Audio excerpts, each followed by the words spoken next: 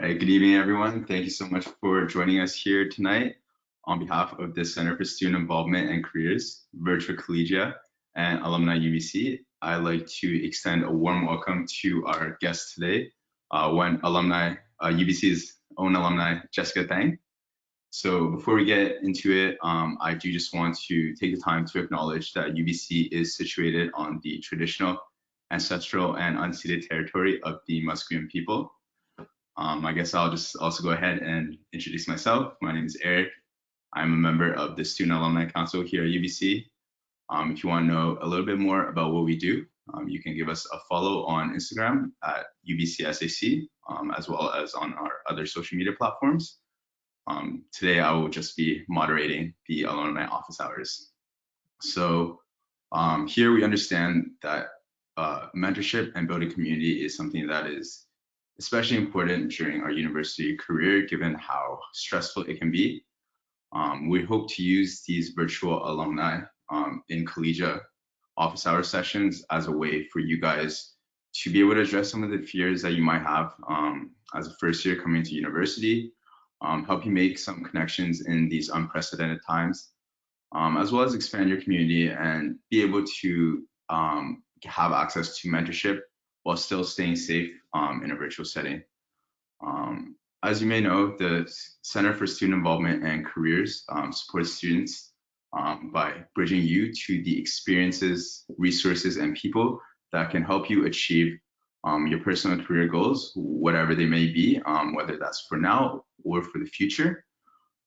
Some of you will have already accessed some of the programming that is available if you are part of Virtual Collegia.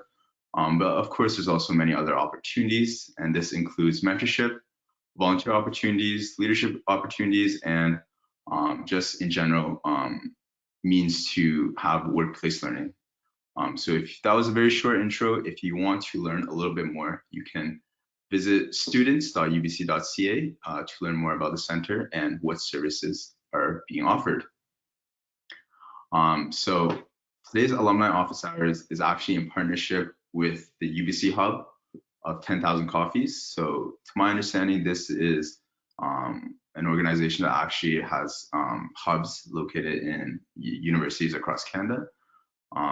Through this, you are able to connect with a network of over 3,000 other students and alumni and have the opportunity to develop some of your networking skills and to be able to build these connections that you might not be able to access otherwise. Just before we start, I do want to let everyone know that this will be recorded through the GoToWebinar software. And if you have any friends or colleagues that weren't able to make it today, they will have the opportunity to look over this video even after the event has happened through the Center for Student Involvement and Careers. As you may know, you guys as attendees will be muted for the duration of the events. However, we will have a questions and answer period in the second half. So if you guys are able to type any questions that you have at any point during the presentation into the question tab, I will be able to ask these questions to Jess. And you don't have to worry about anything because everything will be anonymous. So, you know, there's really no reason to be scared of asking any question, whatever it may be. Just a reminder that, you know, because there will be some interpretation, that if you're able to keep your questions clear and concise, it'll provide us with the opportunity to just be able to, you know, really give you and help you, provide you with the information that you are really looking for. I think that was enough for me. Super happy to be introducing you to today's speaker, Jess Tang. She graduated from UBC in 2013 with her Bachelor of Commerce and is now actually the program director at Shad UBC. In today's talk, she will share her story about her experiences as a first year and as an undergraduate, the lessons that she was able to learn along the way, and how this was applicable and translated to her career and her life, even after leaving university. So I will now turn things over to Jess. Hello, everyone, and thank you to UBC for giving me this opportunity to speak with students, and hello to all the students jumping on here, whether in your first year or otherwise. I'm so excited to share my story with you and also to do what I can to be of service in answering your questions. I wanted to start off by giving you a little bit of an overview of my trajectory over the last few years since I was a UB student and what I do now as in my career. And so I started off at UBC. The three main things that I really got involved with as a UBC student was number one, JDC West. For those of you in Sauder, I would recommend you compete or apply for JDC West. It was an incredible opportunity for me. What it was an opportunity for me to be on a team of 50 other high achieving Sauder students. And what I really took away from it was I was, as a second year student involved with it, I was able to gain exposure to fourth, fifth, and sometimes 6-year students. And so that opportunity to be on a team and be a part of a student involvement where I got exposure to upper year students was incredibly invaluable to me. I was able to get mentors and have mentors who guided me through my career and the rest of my Sauder career that I could ask questions to. And so for me, that was a really big value of getting involved. And I can talk about it later in the Q&A if you guys want to learn a little bit more. But for me, that's where I learned that my involvement at UBC, it's more important for me to gain mentors and experience and look for ways I can make impact than it is for me to go after extracurriculars where I could have a title and a resume build. And so that's what I took away from JDC West. And the other key for me about JDC West was it gave me exposure to students in an incredible shared experience. And that's for me where I built my lifelong friends that I'm friends with today is all through my JDC West fellow competitors and friends, because no one else in my friend group or in my life could I talk to them about what that meant to compete in this shared experience. And I think that's what university is really all about, is finding those shared experiences that are really going to bond you for life. The second thing that I took away from my UBC experience was an event known as Storm the Wall. I know, and I can't wait for students to go back in person on campus so that you can experience what Storm the Wall is. You truly can't say that you're a UBC student until you storm the wall. It is a campus-wide event. It doesn't matter what faculty you're in. You can compete and participate in Storm the Wall. And it's run by UBC Rec, an incredible organization on campus. So for me, my flex here is that I am a 3-time Storm the Wall champion. And if you want to learn the secret that how me and my team got that elusive UBC Rec championship t-shirt, I can talk a little bit more about that, especially because you can't really tell over the screen here, but I am 5'0". I'm 5'0", and I competed and won on a team that was able to scale a 12-foot wall. And so if you want to learn a little bit secrets of how do you storm the wall and be a part of this incredible UBC tradition, we could talk about them in the Q&A.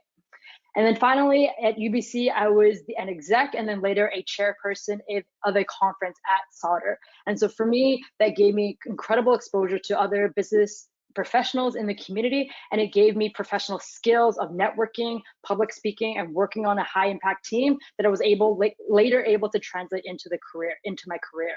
And so for me, what I took away from that was that a lot of the learning that came from my UBC experience was actually outside of the classroom. That isn't to say that my classwork was useless. It just meant that a lot of my hands-on experiences actually gave me a lot more that I applied to my career than what I learned from my textbook. So that being said, first years, work hard to get really good grades. Your grades will open doors for you. However, work twice as hard to make that the least impressive thing about you. After that, between my 3rd and 4th year, I interned at a comic book publisher based here in the Lower Mainland, which was a dream come true for me. And I got that internship through a cold email that I had and then a phone call with the CEO of the comic book publisher. And so I'm a huge nerd. I love graphic novels, Marvel movies, etc. And I went to a networking event, a conference where the CEO of this comic book publisher was speaking. I got in touch with them via email afterward just to say, hey, I loved your talk. And then we jumped on a phone call, and after having an hour-long conversation where I just picked his brain about business, life, comics, I asked him, hey, do you hire interns? And he said, yep, we would love to have you come on board. And so that's where I got that internship from. I graduated in 2013, as was mentioned, with my specialization in marketing with my BCom. And then I took about a year off to kind of figure out what I wanted to do. During that time, I did take a part-time contract where I was the program director for an organization called Shad UBC, which is an enrichment program for high achieving youth. And I've done that every summer since. About a year later, an opportunity came across my desk to work for UBC Sauder, and I loved my experience as a student so much that it was a dream come true to be able to actually work for the school. And so I got hired on as the Students and Young Alum Coordinator within the Sauder Alumni Engagement Community, where I was able to, where my mission in that role was to build a community and link students with young alumni. And from that, I learned the power and the value of being a UBC alumni for life. That as a UBC student, this is just the start of your lifelong journey with the institution, and that by the time you leave, and even now as a student, there are literally hundreds of alumni who can't wait to help you in your journey if only you're willing to ask for that help. And so a lot of students don't know how to ask for that help. And so if you want to talk about that in the Q&A, that's something I would love to chat further on, which is how to find mentors and how do you actually ask for help as a student. I did that for 2 years, and then it came apparent to me that I really wanted to actually go work for Shad Canada. So as I mentioned earlier, I was a contractor for the organization of Shad, which is a national nonprofit, and I wanted to take what I did 1 month of the year and make it into my 12th month of the year. And so I actually emailed the CEO of Shad and said, look, I've been working for you as a contractor for the last 4 years. Here are my skill sets. Here's where I know your strategic vision is and where I know you guys, where you want to take the organization. Here's how I can help you get there. And within about 2 days, he got back to me and we jumped on a phone call. And his first question that he asked on that phone was, Jess, what took you so long? And then his second question was, are you willing to move to Waterloo, Ontario, which is where the head office is for Shad Canada? I said, yes, absolutely, heck yes, this is my dream. And I moved to Waterloo where I became the outreach and partnerships lead for this organization. And so for me, that was incredible because I was working for an organization that I really believed in. It was a nonprofit that was aligned with my values. And it was a role that I was really passionate about. I felt like I got to contribute to something that I really believed in. The only downside was that it was based in Waterloo, Ontario. I just spent the last 8 years prior to that living in Vancouver where there are oceans, mountains, and sushi. And then I moved to Waterloo where there are none of those things.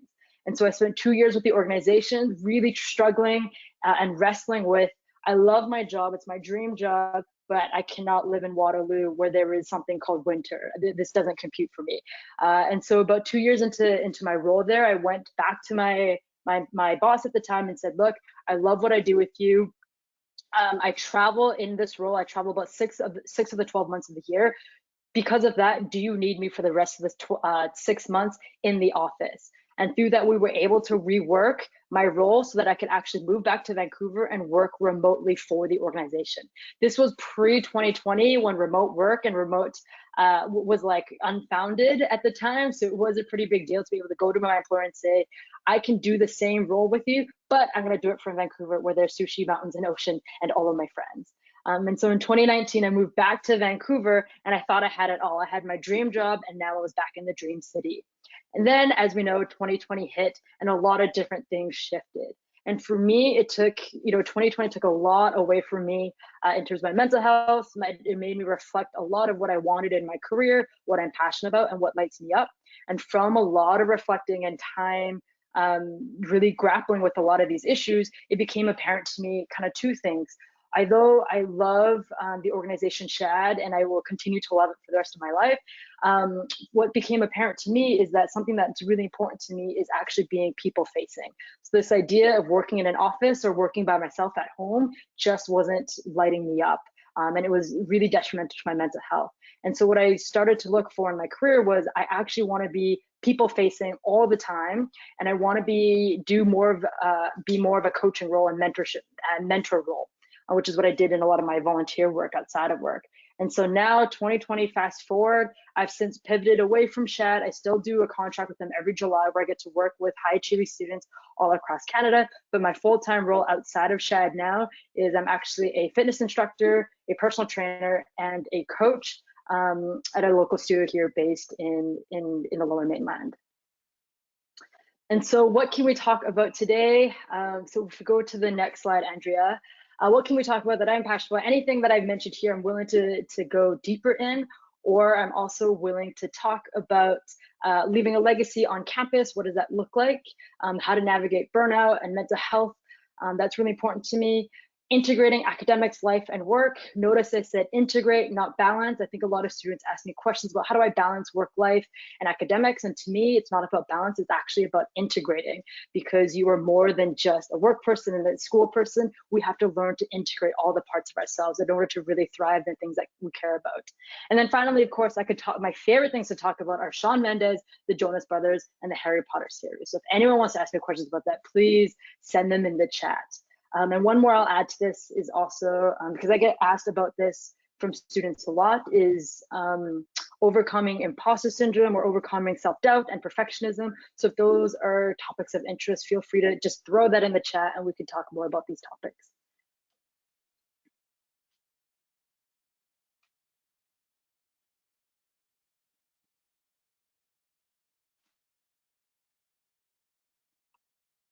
Right, yeah, thank you so much for sharing. That's something that I really thought about actually, was the aspect of, balancing versus integrating. I think you're definitely right in saying that. I would say most students do look at it as more so of a balance. I've never really thought about it as integrating before, so I would love to maybe hear more about that. And if you could give an example of how you as an undergrad, one of the times maybe where you did kind of integrate and how that worked out better for you. That's something I'd be really interested in. Yeah. I think for me, where, the word balance, and people talk about work-life balance, or as students, academic balance. I think where there's a fallacy in that thinking is that balance connotates equal, right? I have to have equal study time, equal personal, like socializing time, and then equal extracurricular time, and then equal like internship co-op time. Versus in reality, it doesn't always work out like that. And if we set up these unrealistic expectations, we're never going to reach them, or we're going to perpetually feel like we're in a state of catch up, which is not a way to thrive. That's a way to survive your first year or your second year at the university, but it's not a way to thrive. And so where I like to look at it is more integration, that some days your studying is going to take up 80%, and that's okay as long as we're still integrating other areas into our life, and recognizing that that 80% now is not going to be 80% sustainable over 4 months of a semester.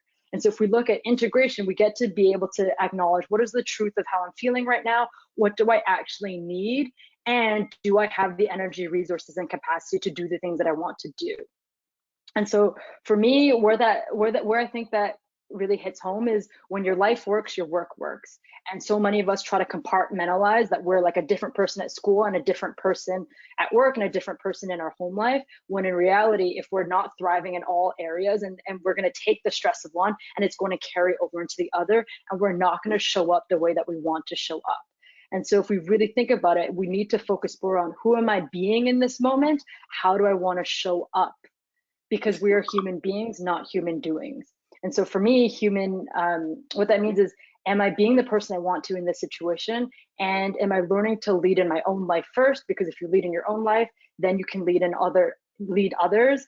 And then finally, remembering when you integrate all these things that are important to you, you learn to live in alignment. You're authentic in every interaction that you have with others. You're authentic in your school. You're authentic in work. And in any case where you're trying to compartmentalize it, there's no longer an alignment. It's no longer an authentic expression of you. Yeah, that was really great insight. Thank you so much. I guess just building off of that, I think, as much as we will all try to, be able to keep ourselves together and, have that good integration, like you said, I think it is inevitable, especially as young adults, like early on in our university career, that there's going to be times where we're going to, not be as successful as we would like in that. So I would love to, hear maybe some tips that you've been able to accumulate over the years with regards to, burning out. And then like in times like that, like how would you say is a good way to, just take a break or take a step back to be able to refocus and realign, like you said? Yeah, I think, in addressing kind of burnout, we are collectively exhausted. It's to acknowledge that we are there. I think all of us, 2020 was a doozy on all of us. We're collectively exhausted. We're collectively going through this and still going through this, and it feels very isolating. And we've all hit these different points of lows that were really unexpected, and it's taken its toll on our health, mentally, physically, and spiritually. And so how do we bounce back from that and get to to our level of thriving in in what we're going through right now. I think number one, you have to recognize that when we are depleted, and then acknowledge that we have nothing to give when we are. I think so much of what's happening right now is that we, glamorize hustle culture, or we equate martyrdom with leadership, and that's complete bullshit. And so if we start to instead acknowledge the truth of how we're feeling, we wrap words around it, we start to understand it, then we can move through it. But if we don't acknowledge that we're depleted, we're never going to be able to take the actions that we need to get out of that. And so for me, what that looks like is understanding that what does it look like when you don't have anything to give, and can you acknowledge when you're depleted? If we look, and then can you prioritize your recovery days as much as you prioritize your hustle days, or your work, like your workout days? Athletes prioritize recovery all the time. You should too. You are an academic athlete. You are also, and when you enter the workforce, you're a corporate athlete. Are you prioritizing your recovery with the same amount that you're prioritizing your work and your hustle? Because my roommate said it best to me one time when we were going through a really tough time at school, and stress and deadlines were coming through, and it was midterm season. He said, in this moment, like midterm season, I am too busy not to work out. And what that meant is that those things that light us up, that recharge us, they need to be prioritized first in order for us to be able to do the rest of the things that we need to do, versus a lot of us put that at the bottom of our to-do list, the workout, the gratitude journal, the walks, all those self-care things, when in reality, it's when you're stressed out the most, that's when you need it the most. So you were too busy not to prioritize your workouts, or you're too busy not to prioritize your self-care. Thank you, Lex, for that question. But I know definitely that's something that's always on my mind. I'm sure it's on the minds of everyone in attendance here. So yeah, great question. One more here is from Taryn. So this is a bit switching topics, but you did talk a lot about mentorship being something that was really special about your experience at JDC. As a first year student, I felt this too, where it can feel a bit intimidating and a bit daunting. Approaching people for mentorship, you might feel like you don't want to take up too much of their time. So what advice would you have about just the finding and approaching aspects, specifically in terms of finding mentors? Yeah. So first off, hi Taryn, thank you for that question. I think number one, the first thing you shouldn't do when approaching mentors is ask someone straight up, will you be my mentor? I've had some really awkward exchanges where students ask that, and it puts the other person in a really awkward position. So the first way to find a mentor is don't ask them straight up, will you be my mentor? Instead, let these relationships build organically. And as long as you are coachable, open to learning, and put in the work to show someone you're valuing their time, they're typically going to want to invest in you. So if you show that you're coachable, you are open to learning, and you value their time, they're going to want to give you in return their advice, their expertise, and their mentorship to you. And so for me, how this worked, and how I was lucky enough to be exposed to mentors, like I said, number one, early on when I was in second year, I got involved in a lot of different student involvements, one of them being JDC West, where by nature of the team, I was a second year student on a team of about 30 to 50 students, the majority of them in third or fourth year. And so I suddenly got exposure to them, and I got to see them, and they weren't just these really tall, seemingly older people. That at Sauder, they became more human because I had an opportunity to actually sit in the same room with them and build a relationship and get to know them. And so how that morphed from teammates to a friendship to a mentorship was, number one, I was lucky enough that one of them actually plucked me aside when we were doing different involvements, and gave me some feedback on my own, on what I was doing at JDC West. So in that case, it was a debate tournament. We were doing some public speaking. She saw one of our practices. She pulled me aside and gave me feedback on what she saw. And so what I did with that feedback was I listened, I took notes, and I went and implemented it. And then I went back to her and followed up with her to say, here are some of my further questions, or hey, can you give me more feedback? So that showed to me that I valued what she had to say, and I was willing to integrate what she was telling me. And from there, that led to another conversation. And then from there, it led to another conversation. And soon enough, that morphed into more than just JDC West, where she was taking me aside for coffee, or I would reach out to her to say, hey, her name was Kat Matricky. I would say, hey, Kat, I'm really struggling with this. I don't know if I should apply to this next position, or hey, I don't know what I want to specialize in at Sauder. Can we meet for coffee? And then I would actually, for me, I set up that meeting. I reached out and actually asked for help. And I showed up with that meeting with a really specific agenda of here's what I'm dealing with, here's what I want to help on, here's the problem that I'm dealing with. And then I took a lot of notes of what she had to say. And then after, 2 months later, or a week later, however long it took me to kind of implement that, I would loop back with her either by text or by email to say, hey, this is what I did. This is what the result of it was. And so 2 things I would say about finding mentors, and this is translated now into the workforce and now in my career, which is number 1, take people out for coffee, or whether organically they're already in your network or there's someone you want to cold email over LinkedIn, whatever that is. It's usually typically easier, obviously, if they're within your circle, like a 3rd-year student when you're in 1st year, or a 4th-year student when you're in 1st year, and just take them out for coffee. And then number 2, have an actual problem or something that you're dealing with and bring to them. A lot of people are very good. If you bring someone a problem, they're going to want to solve that. So if you bring to them a very specific question that you're dealing with, to say, hey, I have no idea what I want to specialize in, or hey, I have no idea how do I find a co-op, or hey, I have no idea how to try out for JDC West, whatever it is, give them a specific problem, and then they can work with you on that.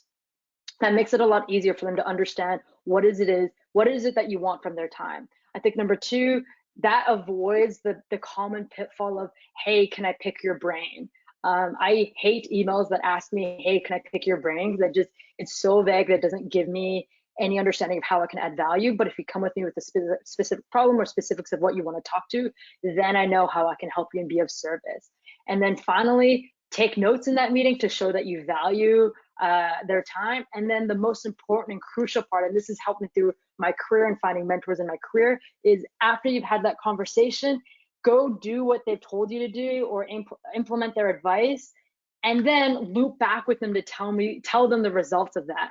I've had so many students I've had coffee with, and then for some of them, it's like 8 months later or even a year later, they email me back saying, hey, here's what I've been up to for the past year. And it doesn't matter that it's been a year since our original coffee day. I really appreciate that they took that time to say, hey, here are all the 8 different things that I did after our meeting. Here's what I'm struggling with now. And it keeps the conversation going. So that's how you translate a coffee date into a longer term relationship. And recognize that sometimes some coffee dates won't translate into a mentor, but allow that to happen organically. So I'm really glad you were able to go into such great detail. I think for me, what I really took away was that you will have a lot of opportunities through the more involvements you are in, that it kind of sets up these opportunities for you. But on the other hand, even when cold emailing someone, if anything, it just requires maybe a bit more thought and being a bit more specific, so that you can still achieve that same level of success. Because you're right, it might not come as easily as compared to an organic setting. I think that's a really good point, definitely. And actually, just look at the questions here, and yeah, I think you're already getting some really positive feedback from Michelle. She just wanted to say, that how thoughtful you are, and you being really real about your UBC experience. I think it's something that's really resonating with the audience. So yeah, they're just really appreciative of you taking the time to be here with us right now. I think there was an earlier question. Yes. Yeah, there was an earlier question from Justine, kind of switching topics a little bit again, but I guess I would say that I have some pretty good answers to this one too, but I think they're trying to hear what you have to say. So they just want to know, what is one thing that you would do differently again if you could do your undergrad, redo it, pretty much, yeah. Ooh, thanks for that question, Justine. Very, very good question. I think there's a ton that I would do differently. I think number 1, I would tell my younger self to stop getting so caught up in titles. I think I got caught up in the Sauder get involved culture, where I was like, you need to not just be a VP, you need to be a chairperson. You have to be the captain of the JDC West team. It's not good. And I was chasing all these titles, and even in my career, I got caught up in that early on of okay, I'm a coordinator now, I got to hustle to get to manager level, and these titles for whatever reason meant so much to me. And what I learned and what I would do differently, I would tell my younger self to forget the titles and understand, and give myself a little bit grace to say, you are made to be more than a title. You have strengths and gifts as a human, and achievements are different from impact and legacy. Those are two very different things, and we often confuse the two. And to recognize that people won't remember what you said or what you did, they'll remember how you made them feel. So if you really want to make an impact and leave a legacy at UBC, show up consistently, and show up authentically. People are going to resonate with that, and that's going to make people feel something. So it's not about changing the face of Sauder, changing the face of UBC, or you know, having all these incredible titles. Those are going to diminish over time, but what people will remember is how you made them feel. And if they can change the way they view themselves, or change the way that they do things based on their interaction with you because you added value to their life, you've completely changed the world for them. And so that's what's going to matter most, is can you make every person that you interact with feel valued, seen, and heard? That is the mark of a leader. True leaders create other leaders. They don't create other followers. And so I would tell younger self, hey, stop getting caught up in these stupid titles. They don't mean anything. And the second thing that I would do differently as a UBC student is I would have taken 5 years, not 4 years. I think I was in a rush to graduate. And then when I graduated, I knew what I wanted to do. And then I derped around for a full year, when I could have had that 5th year to do a lot of other things to further up my life. Yeah, I think definitely like building up on the last point about completing your degree in 4 years. I think that's something that I feel like I see just among my peers is happening like less and less, because you know people might realize their interests change. People might realize, you know, they're not in the major they want. So I would love to, you know, maybe share a little bit more about what you have to think about, like say and think about, you know, maybe like if you switch majors, do you think, you know, what you learned in your previous major, is that something that you think would still be valuable and you should still carry into your future career? And is like switching majors something that, you know, maybe what if you're like 3 years into this one? Do you think that's something that could still be like really beneficial, even if it will extend your degree, you know, maybe even beyond 5 years? Absolutely. That's such a good question, because the number one fear that I think first and second year Sauder students specifically have is, what should I specialize in? And like that is, it's so stress inducing. That's the only question they have. And they think their whole career and the rest of their life is going to be hinged upon what they specialize in. When in reality, nothing is temporary. If you don't like where you are, you can always change. You are always in the process of remaking yourself. And so it's never too late to do that. You are a continual, perpetual work in progress. Good accounting term. That's what I remember from Accounting 101. And so what I said, is it a sunk cost if you change, you know, in 3rd year? Is it a sunk cost if you change in 4th year? I would say absolutely not. Because part of finding out what it is that you do want is also going through a lot of different experiences to understand what you don't want. And so if it took you 3 years to realize you hate accounting and you want to switch, great. That is now an incredible insight that you're going to take with you into whatever you do, and you pivot out of that. And so, yeah, take those 4 years, take that 5 years, take 6 years. If it means pivoting, it's not a sunk cost, because it's taking you closer to the person that you're meant to be. Yes, just building off of that, do you think it's something that you will know when you are like in the field that like you're passionate about, that you know that is a field for you? Or like I feel like sometimes I do feel like, you know, maybe like I question it. So do you think it's something that really, you know, is you always build towards, like you always build confidence towards, or is something that you should like kind of maybe like know right away? Um, yeah, in that sense. Yeah, that's a really good question. I think one of the pieces of advice that I hear thrown around that I think are misdirected, or can be misinterpreted, is that this idea of like, go find a career that you're passionate about. I think that's a very dangerous piece of advice that we give to students, because it connotates that if you're not passionate about something, it's not worth doing. When in reality, it is an iterative process to actually understand what you're passionate about, and it takes an iterative process to get good at something, to actually find what lights you up. Because a lot of times, if you're a beginner at something, you're probably not going to be super passionate about it because you suck at it. And that's not the case for everything. I definitely suck at a lot of things that I'm passionate about, but it is an iterative process, and it takes a little bit of grit to hang on to something, to endure something, to get to the other side where you are lit up by it. So rather than using the word passion and finding your career, because I think that's really vague and it's really hard to know what that is. And you're going to find days where you don't feel that passion all the time, but that doesn't mean you're not where you're meant to be. I think what I would say instead, that's a little bit more measurable, that's a little bit more actionable where you are now as a student, as opposed to waiting to find your passion. It's to cultivate it now by asking yourself, what are the things that you value? What are your core values? What are the things that you stand for every single day of your life? And then how do you create opportunities to live by those values? And then that's going to then trickle down into what your definition of success is going to be. Because if you're chasing a definition of success based on someone else's definition, you're never going to get there. But if you can right now say, what are my values? What is the person that I want to be? What would they do in this scenario? Then I think you can start to make steps towards the person that you really want to become ultimately, and find those opportunities that are going to align with who you are. And so for me, it's really about, what is it that lights you up? What are the things, opportunities, and types of things that light you up now? Then go chase more opportunities to go find those things. Those are those heartbeat moments, those moments when your heartbeat is elevated, and there's true joy in that. So keep doing those things and you'll eventually find where you need to go. And that's a really good point, because especially like I feel like during our time at university, there's a lot of emphasis on the taking action part and the like taking steps part, and definitely maybe not so much on the reflection and like the checking in with yourself. I think that's definitely something that has always been underemphasized, and something I feel like even as a fourth year that I didn't necessarily do enough leading up to it. I guess one thing that building off of that, I would want to learn a little bit more about is kind of like, where do you think you can find these opportunities that maybe are potentially gonna give you those like heart racing moments? Because especially with everything being online, I think it can be hard to navigate that space and without necessarily the in-person interactions. Do you have any tips in terms of being able to find these opportunities as an undergrad?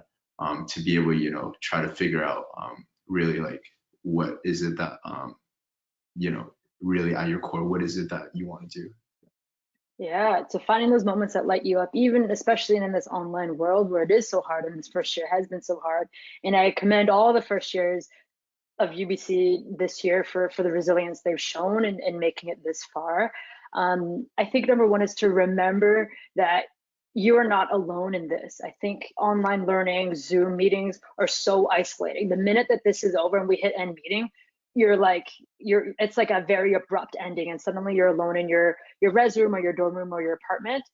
It can feel very isolating, and especially after like a Zoom lecture, you're suddenly gone and you're cut off from your peers. There's none of that like chatting after a class is done, walking from one class to the other that you have in that in person. But it's to remember that you are not alone in this. Everyone is going through this. You're not the one kid that's taking Zoom classes while everyone else is in person at Henry Angus Building. And so one, you're not alone, which means that everyone is in this same boat, and everyone still craves community. That just because we're not in person, it doesn't mean you're the only one craving community and everyone has it figured out. We all still have that innate need to belong to something bigger than ourselves. And because of that, it means that you put yourself out there, you're going to find other people who are looking for the exact same thing. But if you don't put yourself out there, you're never going to find them. And so there are all those opportunities out there for students to get involved in their faculty, club. All the conferences that were there when I was a first year student are now being run online. Like MEAN conference, which I chaired when I was a third year student, that's happening this weekend for Sauder students. It's being run online. This, one-on-one interaction that you and I are having is being held online. There's a Discord for UBC students and for Sauder students. Join it and start putting yourself out there. But if you wait and you hold back and you don't jump in the arena, you're not letting people see you, and you're not letting yourself be seen. And I think that would be the biggest shame and sadness of first year, if you don't let yourself be seen by others and allow them to like share with you in this experience of, we're all in this together. We're all craving that community. Yeah, I think that was definitely something that I personally, I think that I let myself like think that way, especially at the start of the pandemic. Which is crazy to say like over a year ago now, but thinking, this is gonna be over, like, opportunities will come back. Like, there's no opportunities now. Like, I think that period where, I was in that kind of frame mindset of like waiting and like there being no opportunities, was actually a really big waste of opportunities because like you said, things are transitioning online. And yes, even though it's not going to be the same in person, that is still an opportunity that, if you don't put yourself out there, that you're losing out on. And it's like if you're already losing out on that in-person aspect, and now you're even losing out on, like virtual aspect, that's still, it's almost like two losses that you would be taking when you're already forced to take that, maybe one lost opportunity. I think just something that's actually really relevant is recently UBC actually announced their plans to bring some in-person aspects back starting in September next year, right? I'm sure that's something everyone in the audience is really excited about. I'm personally really excited about. But at the same time, I do see, this new era of maybe hybrid kind of in-person and online. I think it could even present a new set of challenges compared to, even just being just online, right? So would you have any recommendations, maybe for people that are looking to return in person, but maybe also for people that, maybe won't be returning in person right away? I think definitely like there's two different like perspectives in that. So I would love to hear, your thoughts and maybe any recommendations that you have for this. Yeah. Absolutely. I think as student leaders, we need to continue to push forward for and be vocal about how do we make all the spaces that we're in more inclusive and more equitable to everybody, and to be starting to acknowledge what does it look like if we were to have a hybrid, how do we make it inclusive and value added for those that are online, and make it meaningful and safe for those who are in person at whatever stage that they're at. And whatever that means. So as student leaders, you get to also create that yourselves. If you are part of the COS, if you're running a conference, you can put your hand up to be the student running these clubs and running these organizations or making an impact to them. And so if that's something that's important to you, raise your hand and be vocal about it. And I think we need more students who are going to be more vocal about what does it look like to create true inclusion, and what does it mean when we say all means all. And so I think that, to me, the future of student leadership is going to be inclusive leadership, and the future of leadership is, in general, is also going to be leadership that is, trauma informed. To say, hey, we've all went through something really traumatic, and we all have our own lived experiences and trauma from this, both from COVID and from our own experiences. And so we learn to acknowledge them. And actually learn how to heal from that and the things that we're doing, rather than ignore them and compartmentalize them. And so I think true leadership is going to come, and we can integrate all of those things together to connect on a very human level. Yeah, that's a really good point. I'm honestly really excited to see what that's going to look like in September. And, I think really just echoing what you said, beyond seeing what that's going to look like is really about creating, what you want it to look like, especially as student leaders, to not take a back seat, but to be the one in the driver's seat. I think that's a really good point. And especially over the pandemic, just, falling out of contact with some people is really sad. But then to also remember, even if we're able to come back into contact with, some of our friends, that, there will be a lot of people in our network that, might still be, kind of isolated. So it's definitely something to keep in mind, like balancing both sides. Because otherwise, I think it would just echo like you're really like losing out on opportunities that, are definitely there. I think, I do think we have time for some more questions from the audience, too, if anyone wants to put any final questions in. But something I actually was thinking about, you talking about the conferences transitioning online. I was thinking, did Shad do anything online over the summer during the pandemic, or how has the programming been looking like for you guys on that end? Just something really curious, myself being a Shad alumni, I really value that in-person experience, kind of before university, getting that opportunity. But I love to hear how it would be different, or how it has been different during this pandemic. Yeah. Yeah, so for those listening who don't know what Shad is a enrichment program where high achieving high school students from all across Canada get to spend 4 weeks in July consecutively living and learning at a university campus outside their hometown. And so as the program director for UBC, every summer I live in a first year residence dorm room and spend it with 60 high school students from all across Canada. And then every day we do lectures, labs, workshops, community building events, all in different academic disciplines, and to empower these students as change makers and leaders. With the pandemic happening last year, we obviously couldn't hold an in-person program, and so we did pivot to an online offering where we did a 4-week program the entire month of July, and we ran it online. It still included exposure to different academic disciplines and a design project that was based on entrepreneurship and engineering. And of course, the big focus, we built a community. And so we are doing the same thing this year, where we are running a virtual Shad or an online Shad program, where we're going to be bringing students in online every day for 4 weeks straight, and the focus is going to still be the same as it would be an in-person, which is the intended impact is that these students leave empowered as change makers. And so for us, that for me, the learning as a program director and how do we facilitate this came from understanding that if you, those who believe in magic, those who don't believe in magic will never find it.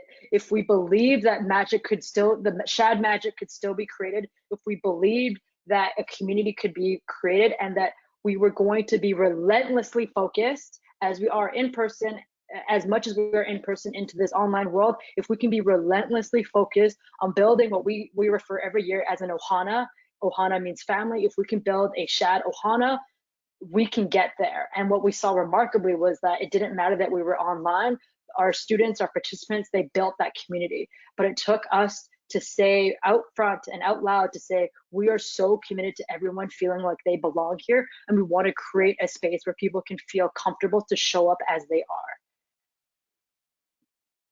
I definitely think, it's really good to emphasize that, it is really about, people that will still like try their best despite what's happening, that, that you can that's who you should be connecting with, because, you're right, it's, like that was like me personally at the start, really just not maybe necessarily believing that, some things were still possible in this climate. And definitely that's something I've come to realize and, regret a little bit, because that first summer, I think definitely like, I was not as involved as I wanted to be. And, I realized just how hard, kind of being isolated would be.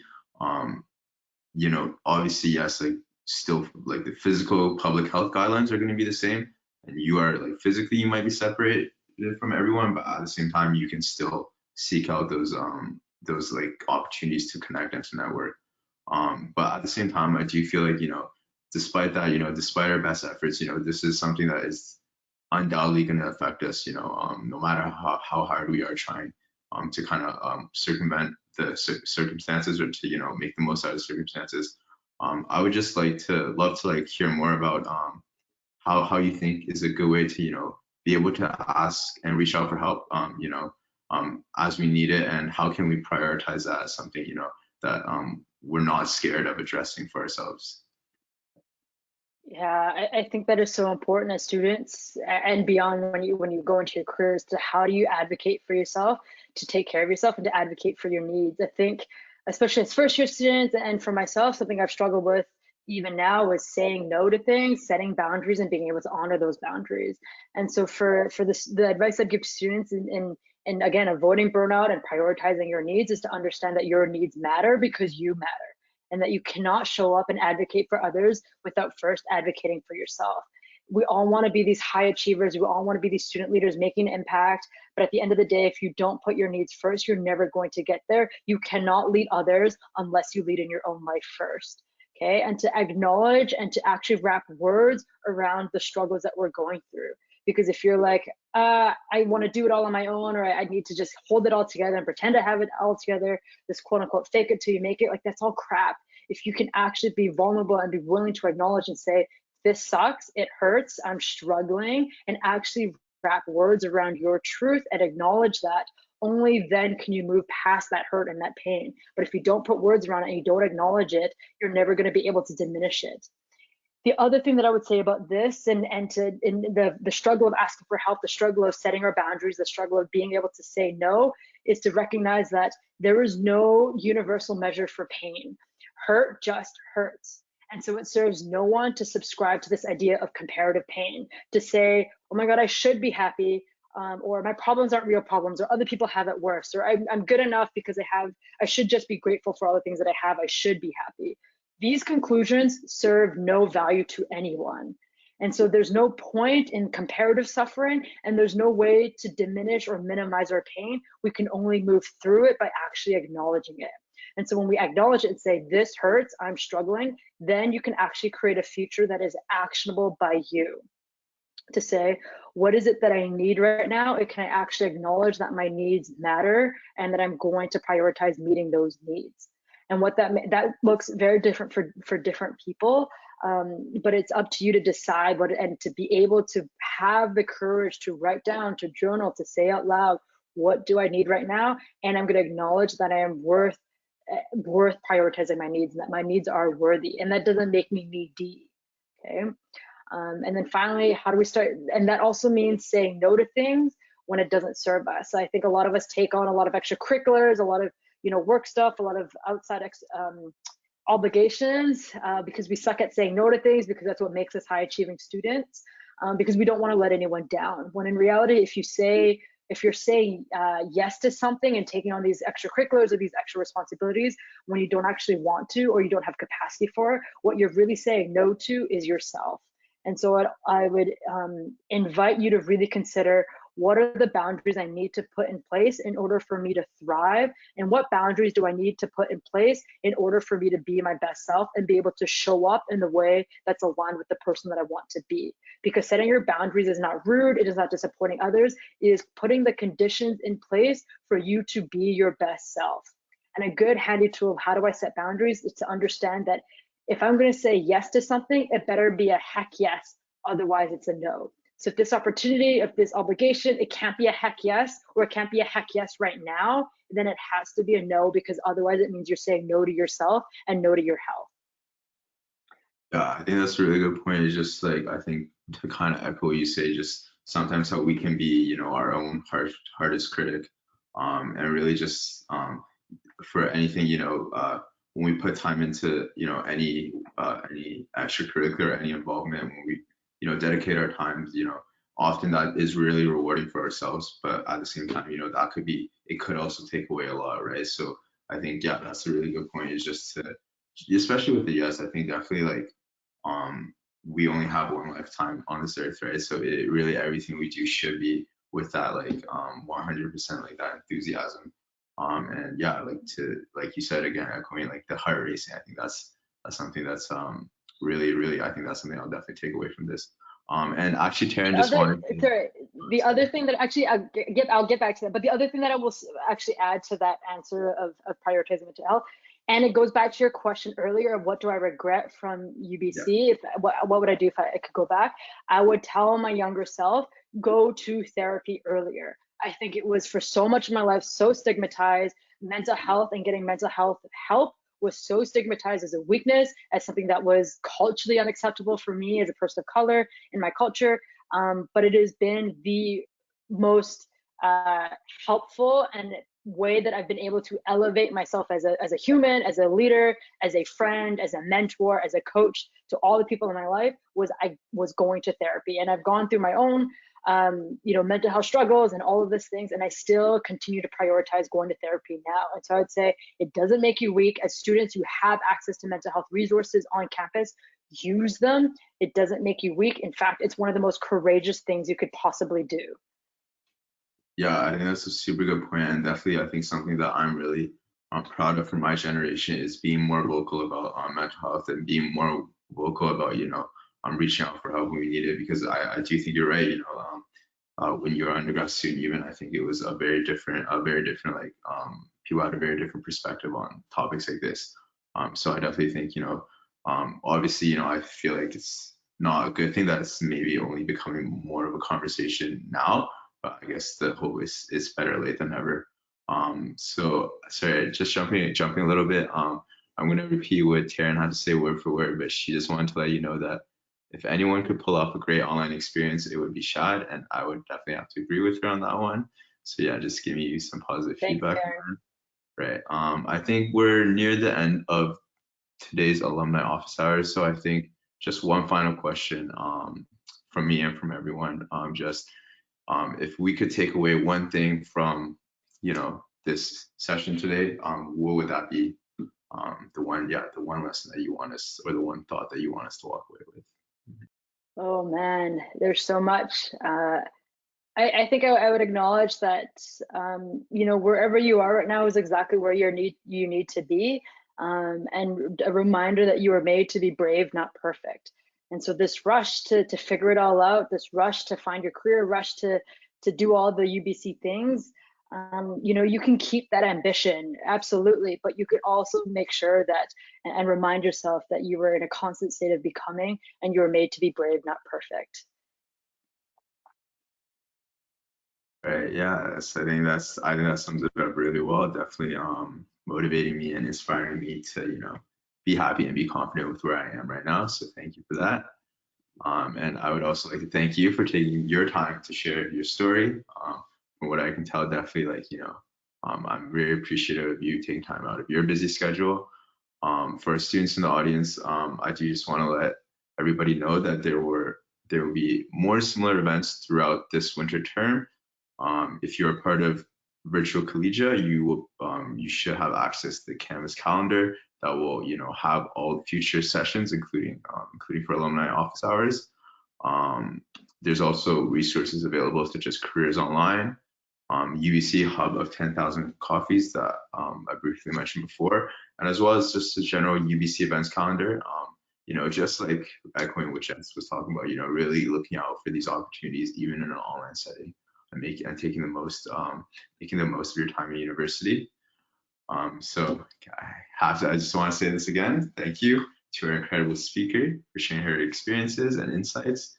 And of course, I think again, echoing what Jess said, thank you guys for taking the time for those in attendance to, really give yourself this opportunity, to be able to make the most of your experience and, go beyond the classroom a little bit, right? So hope everyone enjoy the session. Hope everyone stays safe, and I will see you guys at our next event. Thank you. Thanks, everyone. And thank you, Eric, for hosting tonight. If any of the students, if you guys have more questions, want to get in touch with me, the best way is not LinkedIn, it's actually Instagram. So if you want to get in touch with me, have more questions, it's at JTANG7. So find me on Instagram if you want to get in touch. Right, I think that is all for tonight. Thank you, everybody, and yeah, I think Thanks. maybe to echo some of the lessons that we learned is, tonight can be a night for ourselves, to take that time to take a step back, to maybe do some reflection, yeah, and really regather ourselves for the rest of the week and finish off on a strong note. Absolutely. Okay, bye UBC students. Eric, I just have a quick question for you. We'll let these guys go. Right, of course. Or I don't know if Kieran or